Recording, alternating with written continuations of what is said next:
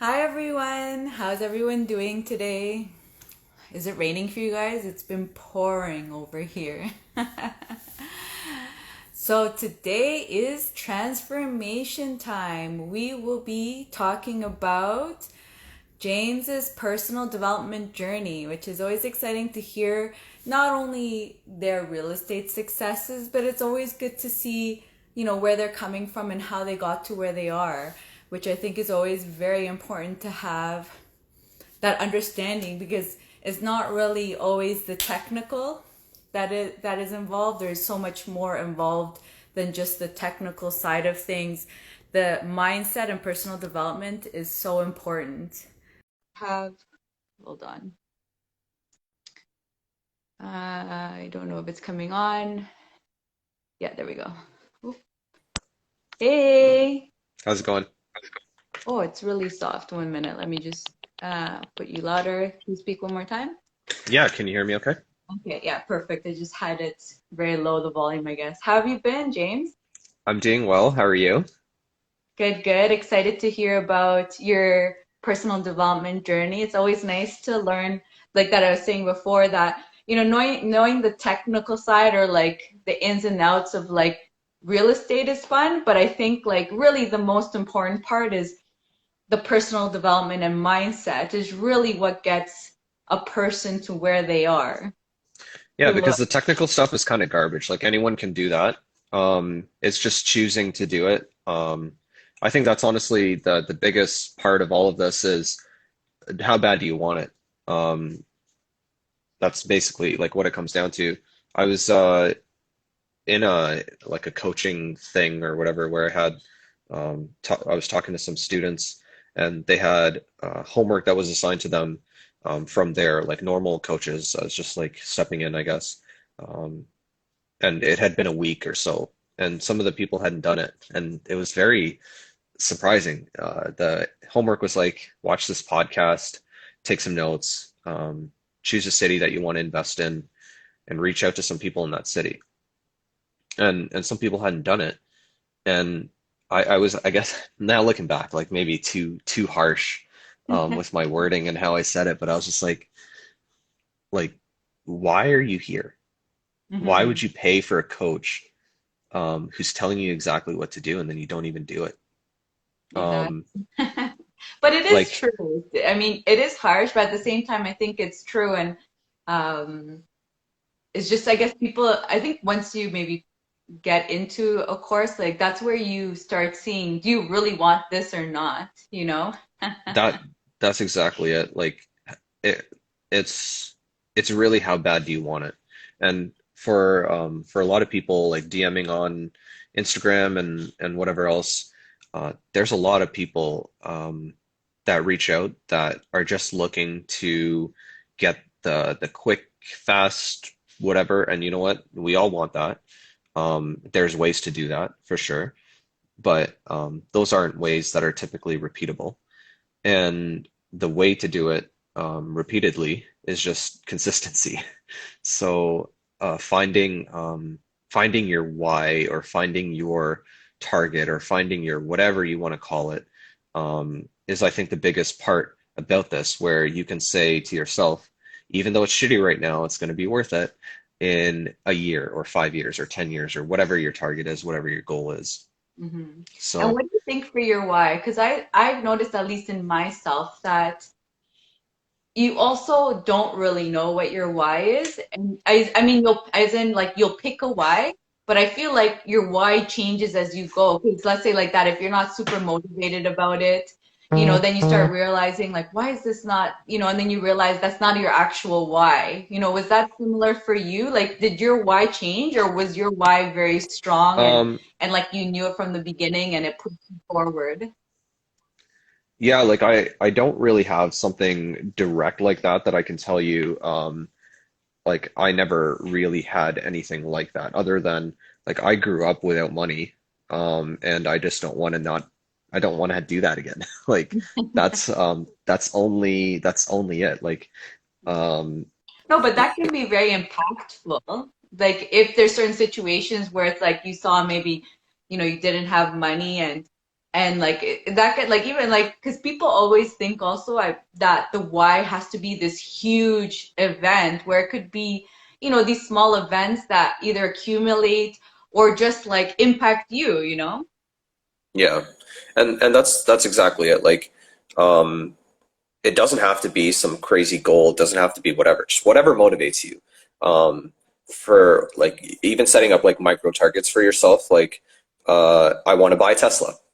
I want to go on vacation and it's paid for by passive income. I want to whatever buy that fancy suit or bag or purse or whatever. Set up like micro targets for yourself that are paid for through your investments, whatever it is. Like, it doesn't really matter, right? Like, as long as you have something that motivates you so that you are consistent in your actions and your efforts rather than um, like a sprint and then a failure, like the rabbit that took a break or the tortoise and the hare. The only reason Mhm. that the tortoise won is because the rabbit stopped like an idiot.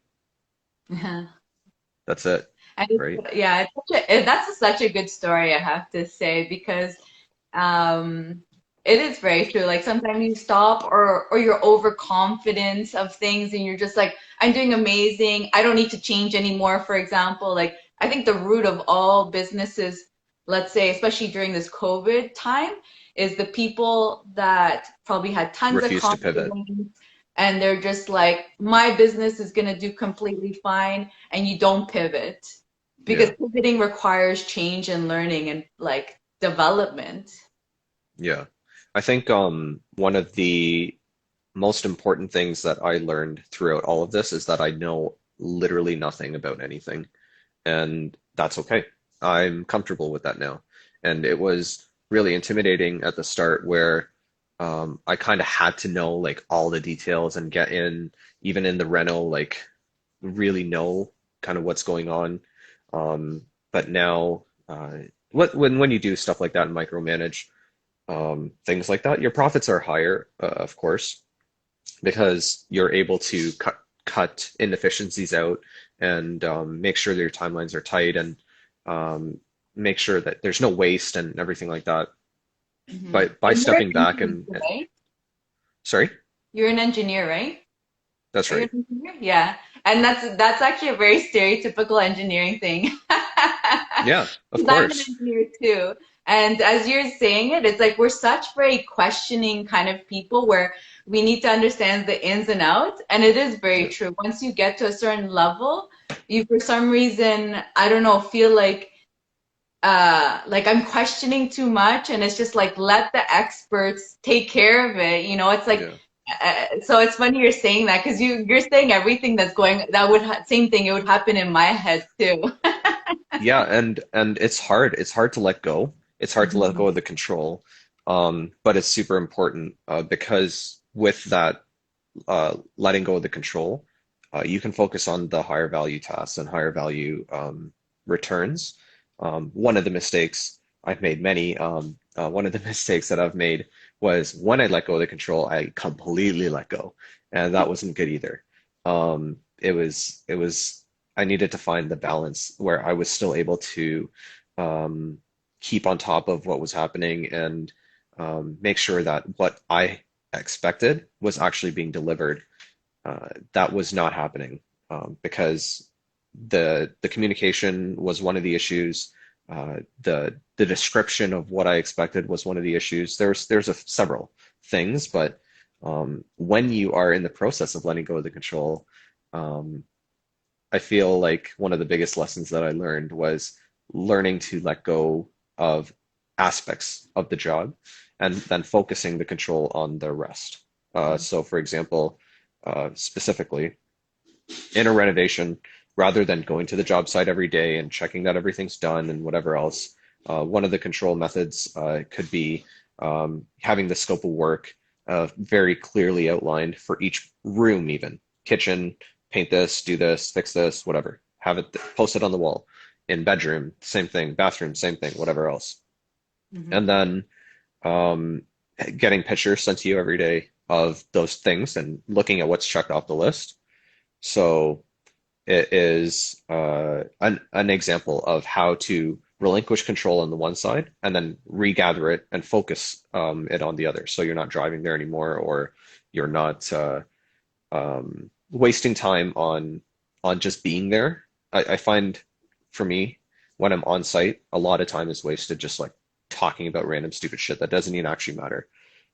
So I try to be on site less, but I'm still working on this, but try to gain that control through pictures, videos, text, confirmation, phone calls, whatever it is, just to make sure it's actually done. Yeah, that's a great point. And you're basically alluding to like the importance of communication, um, and like to effectively communicate your thoughts to the person. Because you're even making me think of something that I learned in consulting actually, but it also applies in renovations. And I don't know if I think this is what you're talking about too. It's also when you're dealing with different types of people from different fields, everyone Yeah, speaks their own language, and knowing to like interpret and understand and tell them the right words so that you're able to they understand what you actually want yeah, and get the work done. I found that that is like I think the biggest hurdle that you have to, hit is like I think that's what you're basically alluding to, right? It's like being able to speak their language or understand their language and speak to them in their language so that the yeah, miscommunication doesn't happen because you talk because I feel like it's like that, we talk when one way and especially a non-expert in let's say renovations, you're just like, oh, I want this, this, and this, and they think in their technical sense and they think something sometimes completely different or like vaguely different and you're just like that's not what I meant, what happened, yeah. you're like this is a miscommunication, how did this happen? And it's like two, like technical person with a non-technical person talking, I feel like it's always Yeah. So being on the same page is critical. An example of another mistake that I made, I used Asana as a project management tool to like organize all my renos and everything like that. I had like 25 units under reno at one point, and it was a mess trying to do what I was doing, which is like go to the site and check on the stuff. It was impossible. So I used Asana and sent out the lists and everything like that. And everything was okay until I realized that the contractors weren't using Asana how I was using Asana, where how I see it, it's very plain, simple, checklist, check it off, it goes away. But they were in the summary page and not in the detail page. And the just that one tab difference meant that instead of it being organized by unit and instead of it being organized by room, it was just a checklist of shit for all the whole. Just imagine oh if my I God. just gave you a list and it's like here, take that and fix it, Yeah. and you don't know what room, you don't know what unit, you don't know what address, you don't know anything. Like that's how it showed up to them, and they were like panicking because how they saw it was just disassembled, uncoordinated, whatever, Yeah, versus how I saw it. It's like, oh, and you're this just unit, this going room, from this area of the room, fix this, paint this, whatever. Like it was very clear, but I didn't follow up with them to see how they were using my tools. hmm So that was a huge mistake that I made as well. hmm Yeah, and I mean, I feel like that's always going to happen when you're starting your own business because I mean, this is not natural and in people where we always see in our perspective, where you not until like you said, you ask or for example, a problem comes up and then they show you and you're just like, oh, why are Yeah, you looking at it in this way? Why aren't you doing it this way? yeah, exactly. So I think like that's a few of like the many mistakes that I've made. What else? Just learning to manage people better in general was pretty hard. Keeping myself more accountable as well, that was pretty hard. Going from like being an employee to being an employer, or being self-employed or whatever you want to call it. Like these are all very, very, very different things that if you've never been self-employed and created that motivation for yourself, is very hard. At least it was for me. So it's easy enough when you have a job and you're like, all right, my work starts at 9 a.m. So I'll wake up at 8, be ready for 9, or wake up at 7, work out, eat, be ready for 9. It's different when it's like, well, I have a 10 a.m. meeting and then I have some tasks to do. Um, I guess I'll just wake up when I wake up and do it whenever. Like it's harder to stay consistent that way though. So like trying to create more consistency for myself is a struggle that I'm dealing with right now.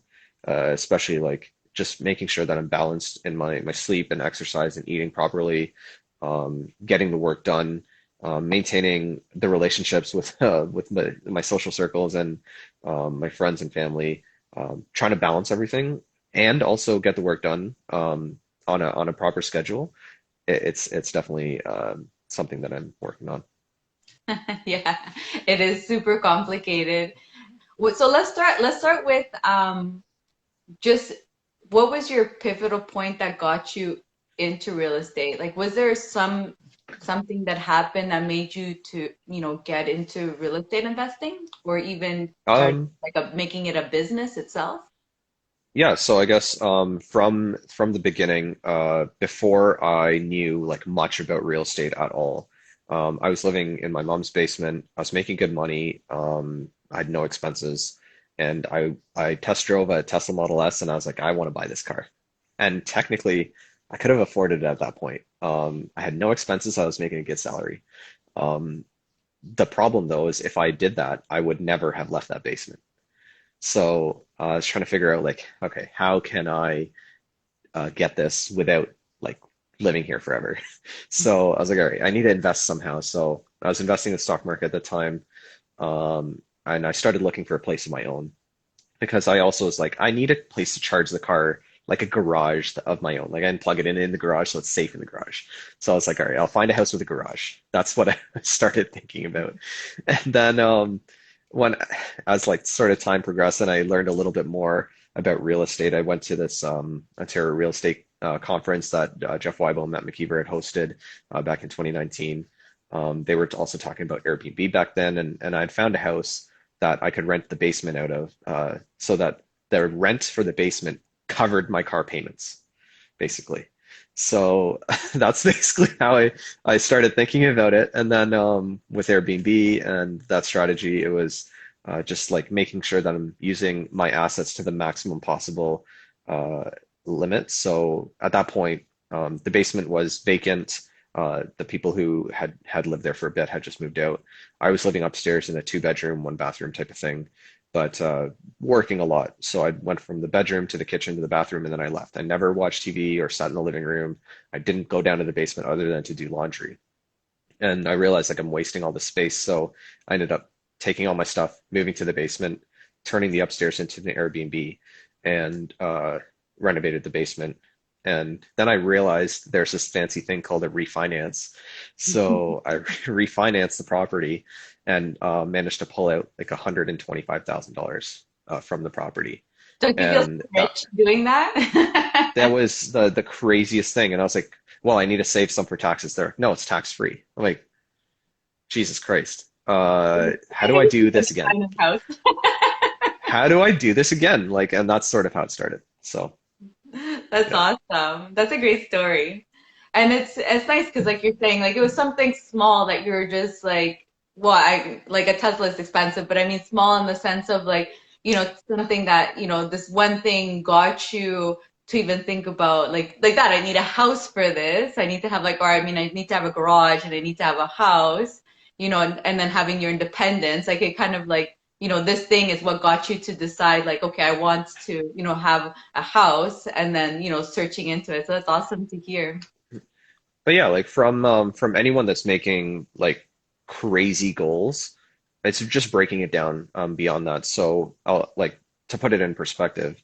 At that point, way back in the day, the Model S was about $100,000 or more. I think it was $140,000 for that car. The payments would have been $1,600 a month, and that's just insane for a depreciating asset. But anyway, like forget about that for a sec. 1,600 bucks a month. If you have two properties, cash flowing $800 a month, there's your car payment. I opted to go with the Model 3. The payments are about half of that, so I needed one cash flowing property at 800 bucks a month. Like thinking of it like that, just breaking down your goal. All right, I want to be a millionaire by the time I'm 20 years old. Okay, well, if you're 16 now, and you have $0. So you need to make 250 grand a year. Probably not. That's not how it's going to work. How it's going to work is you're going to make 50 grand your first year. You're going to make 200 grand your second year. You're going to make 600 grand your third year. And then your fourth year, you're going to make $2 million probably. Like the first like 100 grand is the hardest $100,000 ever. And you'll go between 0 to 10, 0 to 5, 5 to 50, 0 to 50, whatever it is, like up and down, back and forth until you get to that 100 the first time. And it is a rough climb up. At least it was for me. Maybe I was doing it the wrong way. But then like after that 100 or whatever your target is, and you can like start leveraging that money and recycling it and putting it into assets that make you more.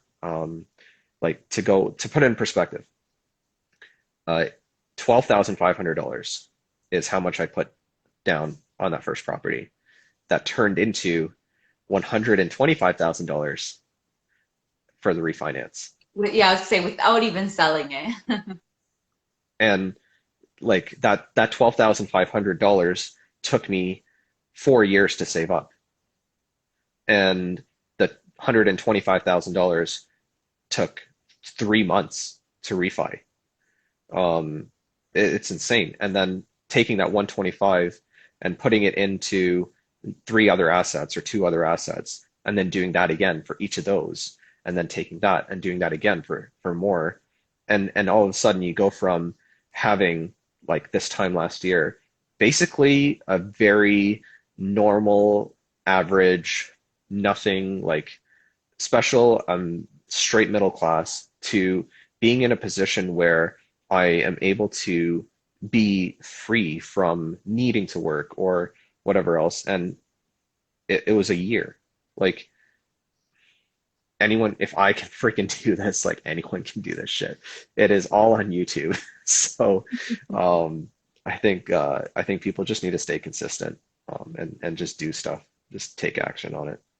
Yeah, and then it goes back to your why, which is again, nice to see that your why doesn't have to be huge, but it has to be impactful enough for you to want to move forward. Because that was for you, like the Tesla, Exactly. you wanted it so badly, you were just like mission, this is the challenge. I'm accepting it, Yeah. figuring it out, and it's happening.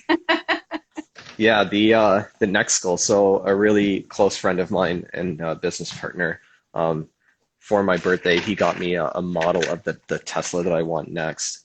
And it is right here. Oh wow, It's the nice. Roadster. So I'll just put it down. That's a Tesla Roadster. Nice. And it is insane in every single way possible, and way too much money. However, that's the next thing. That's where I started with the Model 3 Hot Wheels, um, little Hot Wheels thing. But yeah, like I don't know, that is the next like target or goal or whatever you want to call it. And yeah, like I don't need another car. I don't necessarily even need a two-seater car or anything like that. But just like It just having moves you, some, I guess, right? It's your motivation. yeah, having some target like or goal or whatever you want to call it, no matter how ridiculous other people may think it might be, even how ridiculous you think it might be. Because I certainly think that the 300 or 400, or I don't even actually know how much it costs, some ridiculous amount of money car, if you can break backwards down from there, like it's intimidating, it's so scary. But then when you break it down, like and say, okay, well, that $400,000 car, I just need 4 burrs to make me 100 grand a piece, or 4 flips or 8 flips to make me 50 grand a piece, or like 10 flips to make me like whatever, just keep breaking it down. That's like, all right, well, if I want to get that car in 4 years and I need 16 flips, I need to do 4 flips a year making this profit, or 5 flips a year making this profit, or something like that. I don't know. Yeah. And then it becomes so much less scary. And when it's less scary, then you actually do something for it. And like, for me personally, I procrastinate things that I'm either scared of or don't know how to do. And that's something that I've started writing down. what I'm procrastinating. And then every day, because I've obviously procrastinated 50 things, every day I look at it and instead of trying to solve them, I say like I just draw an arrow out from each thing and try to put a name beside who can help me solve that thing. And that has really, really helped. Because before thinking of doing that, basically what I did was just not do it. Mhm. So not ideal when stuff still needs to get done. So Mhm. Yeah, those are all great points. And so, which I think you've spoken about it kind of, but let's hear what you have to say about. So then what are the skills that you have before getting into this that you felt, pushed you into being able to, successfully get your Tesla, preparing for the next um, one? I feel like you don't need any skill other than just making sure that uh, you communicate properly. Um, you don't need to know how to renovate. You don't need to know all the details about mortgages. You don't need to know all the details about the law. You don't need to know a lot of things. The main thing that you need to know is that people are relying on you to have effective, quick, um, targeted conversations. And if you can do that, you can do any of this shit. Like it is, that's it. So, uh, like as an example, I knew how to do a lot of the renos. I'm sitting in the basement that I renovated myself. I sold all my tools. I got rid of it all because I was spending time doing stuff like that when I should be focusing my time on creating higher value things in general. So I didn't have the self-control to not do it, so I just got rid of the tools. Now I can't even change that doorknob if I wanted to because I don't have the thing to do it. Um, I can't do like those quick whatever that I used to be able to do because I just got rid of the means of doing it. So that's I don't know, just the skills. I feel like people think too much about what can't I do, and oh, this person said no to me. Oh, like I guess I just won't. Rather than okay, this person said no. All right, I'll talk to someone else. I don't know how to do this. All right, I'll talk to someone else. That's really expensive. Okay, I'll find another option. Okay, the comps don't compare to this. All right, so I got to cut my renos down somehow. Like instead of no, no, no, no, no, okay, I just won't do it. It's try to figure out, okay, I'm gonna do this no matter what. Um, you're with me or you're not. And maybe that's just me being a stubborn idiot. That's just how I am in general. But that's basically uh like there's literally like no skills needed for any of this. Like and you can probably Well, um yeah, I guess I, one of the skills or what you're saying is the importance is to be able to problem solve, basically, yeah. right? That Having that's problem solving mentality is very important because, like you said, someone says no, you're like, okay, let me ask someone else. They say yeah, no, that's okay, fair. next person. And to be honest, when they say no, it probably is helpful to you because they'll explain why, or you should ask why they're saying no, because then you're Yeah, going to use that to be able to talk to the next person and find the workaround to that. that's exactly right. So you can maybe see my list of like long list of paper on the back there. It's like from the floor to the ceiling type of thing, and it's essentially like this book broken down into 6 pages or 10 pages or something like that. And that's part of the thing that's talking about in there is um, just find like your team, find people that can help answer the questions that you need. And now you can't be a complete moron and just say like, I don't need to know that. I'm the CEO. Like it doesn't, that's not exactly how it works. In my experience, at least, you have to know a little bit or enough to be able to communicate effectively, like you're saying. You have to be able to have the conversations that people are speaking the same language. So if I say, fix the thingy behind the thingy, that's idiot. talking. Like you can't say that. You have to say no, like, all right, I want this door frame double-sided on this side. It's going to be a fire door. It has to be rigid. It can't warp. That makes more sense than just say like make it stiff. Like what the hell does that mean? You have to say why. Like you have to go a little bit beyond. A really good example I like using is, all right, we need backing over here and over here in the shower panel, behind the shower panel, because we're going to put shower rods there and it's going to be like screwed in. So we need backing over here. It just can't go into drywall. Like that's an example of being a very specific targeting or like having a specific targeted uh, conversation that drives the result. And as an engineer, you're like background in engineering, you have design intent, and the intent of a conversation needs to be really clear. So when I tell someone something, I don't just say, just do it because I said so. I will never say that unless they're pissing me off and I don't have time. Um, but typically to motivate people or to say like, I know this is like kind of not how you normally do it, but this is why I want you to do it this way. Then they're like, oh, that makes sense, typically. Or Why they'll they tell me, explain themselves why you're that's being not. stupid. I'll do it this way because it's actually better. This is why. And that's how you have like better questions to ask, better conversations, rather than, I don't know, kind of wasted time. Yeah. And also, I feel like you and the other person are kind of learning at the same time too with that because you're understanding why certain things do or don't get done or like that. You start learning also the terminology and the field, which is also, like you said, important because, yeah, you don't need to know how it's done, but you will need to be able to effectively communicate. You will be able to know, like, oh, those are called baseboards, you know? Yeah, yeah. Like knowing the words to use is actually a really good point. There's a book, I have it over there somewhere. It's like How to Talk to Anyone, 92 Ways to Talk to Anyone or something by Leal Lowndes. But basically she says when you walk up to someone for the first time, let's just say it's an artist, and you walk up to the artist and you say, "What kind of painter are you?" And they're like, "Oh, I'm not a painter, I'm a sculptor." And they will talk to you completely differently for the rest of that conversation.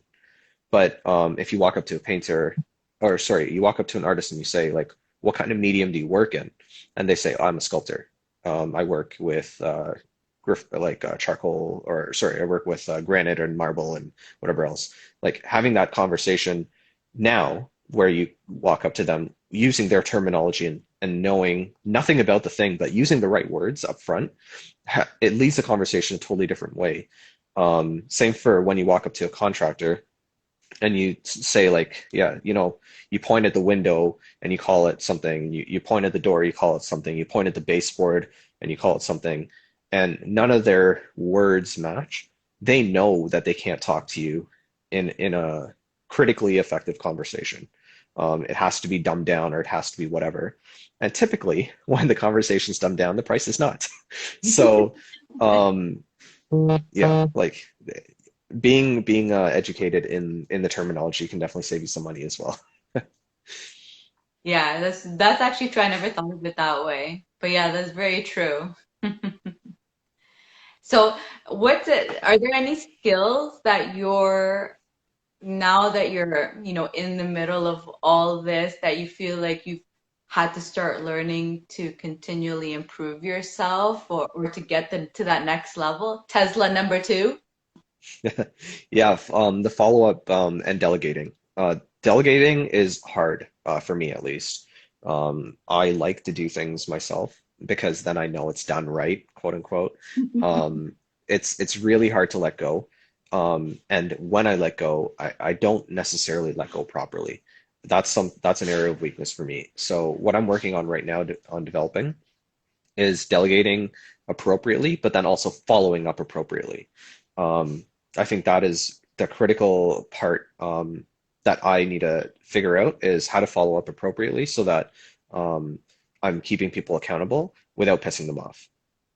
So uh, that's what the skill development is. My point in my business right now, where I'm trying to be more hands off of the actual work, but I need to be able to have a really strong structure in place so that the work is being done still how I anticipated it to be done. Yeah. And it's very interesting to go through that because I mean, I think all of the entrepreneurs go through that where you start hiring people on the team. And I don't know, I feel like you get into a very, I don't know if it happens to you, but it's been happening to me where you become very like analytical about yourself because, they do something and I'm just like, what did I say for that to Yeah, happen in yeah. that way? So now I write it all down. It's all written down via email and stuff like that. But even then, like one time, I sent this really detailed email to a contractor and said like, in this room do these 10 things, in this room do these three things, in this kitchen do this, basement do this, and he didn't read the whole email. So I, he's like day three on the job. He's like, James, that wasn't a lot of work. Like, why'd you say we needed a week? I'm like, what the hell are you talking about, man? Um, very embarrassed when my business partner shows up on site and says, like, half the shit's not done. I'm like, what are you talking about? I gave him the whole list. So yeah, following up is critical because even when it's so specifically outlined or whatever else and all the details are there, sometimes people don't read it properly or interpret it the right way or read it at all. Yeah. So Or like that, like even dealing with different types of people, you have to deal with them differently because everyone, works in their own ways, which is basically, I yeah, feel like that's what you're getting at, right? Like he does, like I feel like for him it's probably like email for each task. That's done. Okay, here's the other one for the next task. yeah. So yeah, it's very interesting. I feel like, yeah, you start really analyzing yourself when you have these people that are listening to you and you like, it's almost like you're learning them, like Yeah. how do I talk to you so that you get what I need done the way I want it? Yeah, that's exactly right. So, like speaking the same language and making sure that the intent is there, right? Because even in contracts, you'll see there's a section that says like intent, or roughly something like that, or interpretations, or something. It's called something like that. And the reason for that section is exactly that. Like whenever you're able to interpretation section to say like I kind of want it, you know, like that. So, Yeah, that's true. So what about now let's get to mindset. What do you feel like are the hurdles that you've hit in mindset that I mean, hit and move forward? Like, what was a hurdle? Because I feel like you don't notice you have it until you pass through it, right? What are hurdles that you've passed through and you were like, oh, I didn't realize, I had that limiting mindset for that specific situation? Um, yeah, so in a lot of the cases, it was just uh, when people were telling me no to certain things, just trying to figure out like how to get around it instead of just accepting that that was a no. So, um, that was mainly one of the things that really pivoted for me personally, where I was accepting a no before versus no, that no does not exist. It is no for you, or no with these terms, or no at this price. Um, like try to figure out some other thing. So that was one main thing. The second main thing was that money is infinite. We can literally print more money. That was one major realization. Uh, I don't have to have all the money. The bank doesn't have to have all the money. There's people everywhere that have money. That was one other kind of surprising thing. The third thing was that the uh, tax system is built as an incentive structure and or disincentive structure. So things that the government doesn't really want you to do are taxed heavily. The things that you're maybe more like forced towards or more incentivized towards, the tax benefits are huge.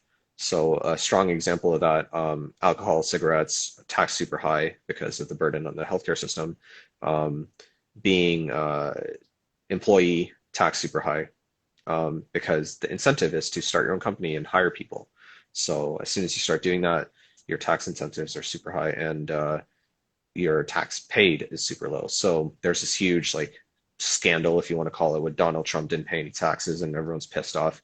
Versus, I guarantee you, like every entrepreneur is like, I know how to do that too. Um, It's so so true. And yeah, but then it's really funny when you go from like the employee mindset to the entrepreneur mindset, where you say, for example, like that, like, oh, these people are such scammers, they don't pay any taxes. But then once you move into the entrepreneur side, like you really start understanding them, and you're yeah, very like you're so smart, and you don't see it, for example, as a scam. Like you're just like you're smart, you know how to work the system, and like yeah, it's meant to be worked. And yeah, so it's really funny when you start really moving on to the entrepreneur side, where you start, really, I feel like you start looking at other people as they complaining about to certain things, or like, oh my God, you have to pay taxes for this and taxes for yeah, that. For me, I'm like, what's wrong with that? I'm like, I yeah, have no problem with paying taxes for, like, let's say property taxes. It's just like, I don't know, once you start understanding like the reasons behind why things happen, and yeah, I don't know, your mind really starts changing, right? yeah. Just learning how the game works. Yeah. Yeah. The Monopoly metaphor, I guess, is really apt. Where you think about the players that would just go around the board, collect your $200, and go around the board. That's it. Um, Not how you win. Spoiler alert for anyone that hasn't played Monopoly. The way to win is by landing on the properties that can income generate for you, and not just not invest. It doesn't obviously have to be real estate. Like I think the biggest asset class in the world right now is Dogecoin, which is kind of ridiculous. So some Bitcoin that Hope some not. guy made. Yeah, like it. I don't know. It's wild, but basically some sort of investing. Um, yeah, there's there's no way that just not investing and holding cash is ever gonna yield wealth, and that's another thing that I learned. You can't save your way to wealth. Yeah. Yeah. And then backtracking to the one of your points that you said about money, Yep. it's very true. Money is something that you don't realize how big of a hurdle it is and how much you've limited yourself, Yeah. until you start hitting some of those money hurdles. Like once you start hitting certain numbers where you feel like you don't realize like that, like, oh, I'm a middle class person, so I probably should be making between, let's say, 80 to maybe like 130 is probably the range, and you kind of put yourself in the bracket and you get stuck in there thinking like, I'm nobody, so I should probably Yeah. only be making that much. And then when you start working at it and realizing like how easy it is if you put your mind to it and you like just baby steps, baby steps, baby steps, and you Yeah. hit those hurdles where like that, like, oh, like money is infinite. That same thing, like Yeah. the things that you're saying is a lot of the same things that I also like, the same hurdles that I hit, that it was very shocking to me, where one of the things was, like, money doesn't grow on trees. I don't know, it kind of Yeah. does. It. Yeah. There's a lot of things that I was taught or learned when growing up without a lot of money that I've had to um, break. Um, What kinds of things were those? like yeah, like the money doesn't grow on trees. I understand why people say that, because it can certainly feel that way when you're an employee who is unable to create wealth in other ways. Um, like I was talking about before, the first $100,000, that was a lot of work. Like to go from zero to $100,000 took me 27 years. Um, yeah, and then to go from the 100 to 1 million or 2 million or 5 million or 10 million or whatever else, in sub 5 years is possible. but it's just being strategic after that first 100. In that first 100, you do whatever the hell you have to do. Literally anything, everything, get it. Because after that, like you actually have enough to do something big with. Um, as an example, like what is like 5% of 100,000 divided by 0.05? I suck at this kind of math. So I don't know, I'm the that's, same. yeah. Someone can comment that really quickly if they know off the top of their head. So it's what, a $2 million asset, something like that. Hmm. If you're a first-time home buyer buying a $2 million asset, um, and you buy it properly, and you're able to turn that $2 million into $3 million, as an example, which is actually, it's not that hard on asset classes like that, where you're going from two to three by just adding value in certain strategic ways. Yeah. Um, that's insane. So it took you, what, 27 years to save up 100 grand.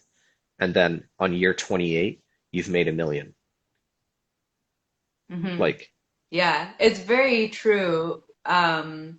Like a lot of people are stuck on, for example, like I want to buy my 100K house, 200K house, especially before COVID when you could actually find those. I mean, like at least in certain areas. Um, yeah, and they were stuck, but then like the profits are so measly little. Whereas like yeah, when you start hitting like bigger, bigger houses, the profit like I feel like something that someone said, like the amount of energy you put on like a house that's let's say 100K to the yeah, amount of work that is let's say 500K or a million. Uh, well, let's say between 500 and a million. I feel like the amount of work between the 500,000 to a million, it is the same amount of work, but you make yeah. more profits out of it completely.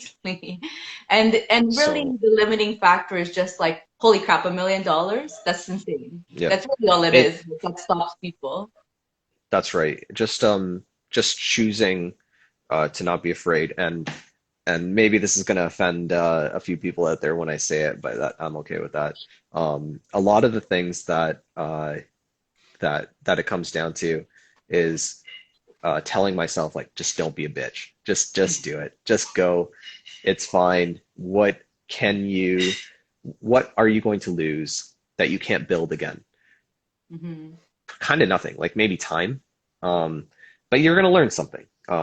Even if you screw everything up, you lose everything and you have to start again. You're starting again with all the lessons. And hopefully you Exactly. haven't. And usually I feel like the failures are the ones where that you learn the most. Like a lot. Like I feel like the wins, you don't learn as much as you do with the failures. The failures like really get stuck in there and you're like, that's never happening again to me. Yeah. Um, I don't know. Like for me, like I luckily haven't had a huge fail. A good time to be an idiot in the market where there's appreciation kind of covering all my mistakes. So I have like I'm a kind of a little bit of a sore winner. Maybe not like the best terminology to describe that, but like it could have been done better. It could have been done faster. Could have been done cheaper. And trying to learn from the mistakes regardless, because realistically, um, on one of the projects that I did with a business partner, there was so much inefficiency, so much loss of time and money, and certain things that didn't go right. And we made a shitload of money. Like, don't get me wrong, but it was because of the market and because of certain other things, and because of, it could have been more, it could have been faster, it could have been cheaper, it could have been whatever. So learning from those mistakes, yeah, like that is trying to learn from absolutely every situation in general Hmm. and other people's No, mistakes. So definitely should be. They should always learn from everyone. But I feel like I'm just saying like the ones where you fail, I feel like those ones just impact you a lot more. they hurt more for sure. And it's kind of a confirmation bias though, right? Like because you lost so much, you're reminded of that a lot. So you carry those lessons closer. And it's the same thing when you look at the person's lifespan and you divide that by fractions of the person's life, it's very heavily weighted at sub 50. Like if you're 1 year old, a year to you is 100% of your life. When you're 100 years old, it's 1%. So it's tiny sliver and huge sliver. And like the slivers obviously get smaller as you go. And that's why for a lot of people that are older, their fondest memories are roughly between 20 and 30 years old, something like that. Mhm. It's just because you remember it the most. So like trying to remember your failures, even on the wins, it really is critical, I think, as well. Yeah, especially like you're saying, like I feel the this whole COVID era, everyone, to be honest, has been winning. I mean, majority, I would say, are winning, which can, I feel like, be drastic once we get to a point where, things maybe stabilize and we're not like up as high and people are still thinking COVID times, and then all of a sudden things start changing. And so that'll be interesting when things start, stabilize, which I mean, they are stabilizing now, but who knows Yeah, what the next few months. But when we really do stabilize, if we haven't, if it's not right now, yeah. I think that COVID, I mean, yes, lots of people have won, but then it's seeing, hopefully, like you said, learn from all those wins, because yeah, lots of mistakes happen, especially for people who are new. But you Yeah. luckily had that win to just at least be like, okay, all these problems happened. I still made money from it, and hopefully learn from it so that when By the just economy just does, pure luck. Like no one really could have predicted that in a recession, pandemic, whatever you want to call it, that's what we thought it was going to go in. Like everyone kind of said um, to me when I started investing in February 2020 at the start of COVID, you're an idiot. Like the housing market's going to crash. There's no international students. There's no immigration. There's no like what the hell are you doing? It's like whatever, man. Like I'll figure it out. Like it'll just happen. And I'm very glad that I didn't listen. But, hmm and again, just by pure luck, I was buying aggressively at the start, and then everything just doubled in value or tripled in value or some ridiculous thing. Um, to the point where like I'm able to sell off some of the stuff I bought just last year so that I can fund cheaper deals that I am finding now. Um, it's insane. And no one could have predicted that or anything, but um, I was buying just off fundamentals. If the cash flow was there, if the numbers made sense, I was buying the deal and not paying market values and not going to bidding wars and not whatever other garbage. Um, just like head down and like there's all these people saying all this stupid shit. Just focus on the numbers, and that's it. And it hmm worked. yeah. Hopefully it'll continue to work. Um, maybe it won't. Maybe you'll see me in a cardboard box on the side street. I don't know. No, But you I'll start pivot and again. change. Sorry? I said you'll pivot and change when things Yeah. change. I'm sure you'll pivot and change too with them.